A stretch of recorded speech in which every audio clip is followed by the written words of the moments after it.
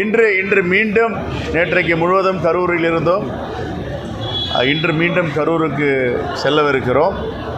பாதிக்கப்பட்டவர்களுக்கு நிவாரணங்களும் உயிரிழந்த குடும்பங்களுக்கு நிதி உதவியும் அதற்கான ஏற்பாடு வேலைக்கு வந்திருக்கிறேன். புதுடெல்லியிலிருந்து அகில இந்திய காங்கிரஸ் கமிட்டியின் சார்பாக திரு கிரீஷ் சோடங்கர் வந்திருக்கிறார். புதுடெல்லியிலிருந்து தலைவர் ராகுல் காந்தியும் மல்லிகார்ஜுன கார்கேவும் சிறப்பு பிரதிநிதிகளை அனுப்பியிருக்கிறார்கள். அவர்கள் மூலமாக இறந்தவருடைய குடும்பத்திற்கு மீண்டும் ஆறுதல் சொல்லவும் பாதிக்கப்பட்டவர்களை சந்தித்து பேசவும் இருக்கிறோம். சொல்லுங்கள்.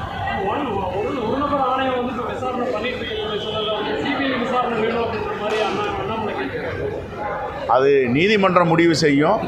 மாண்புமிகு முதலமைச்சர் மிகவும் கனிவோடு ஒரு நபர் ஆணையம் மேனாள் நீதியரசர் அருணா ஜெகதீசன் தலைமையில் அமைத்திருக்கிறார்கள். ஏற்கனவே அதிமுக ஆட்சியிலும் நீதியரசர் அருணா ஜெகதீசன் தலைமையில் ஒரு ஆணையம் அமைத்திருப்பது எல்லோருக்கும் தெரியும்.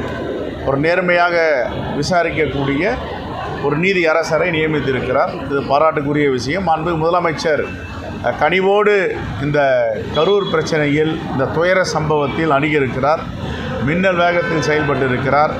நிவாரணமாகட்டும், ஆணையம் அமைத்ததாகட்டும், பல மாவட்டங்களிலிருந்து மருத்துவர்களை அழைத்து வந்து இன்னும் உயிர் சேதங்கள் இல்லாமல் தடுத்திருப்பது பாராட்டுக்குரிய செய்தி.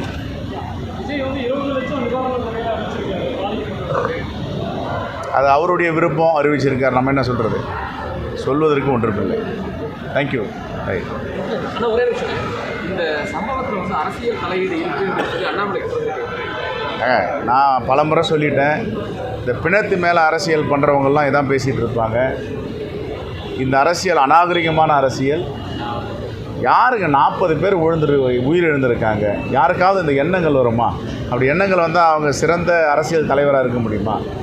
அது எப்படி பேசலாம்? அது இப்போ விசாரணை ஆணையம் இருக்குது. உண்மையெல்லாம் வெளியே வரப்போகுது, யார் மேலே தவறுன்னுட்டு விசாரணை ஆணையம் வரட்டும்.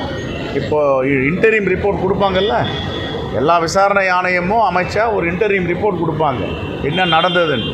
அதுக்கப்புறம் பேசுவோம். எடுத்தன் கவிழ்த்தன் உடனே அரசியல் தலையீடு. இப்போ நாங்களே சொல்லலையே, யாரையும் குறை சொல்லலையே.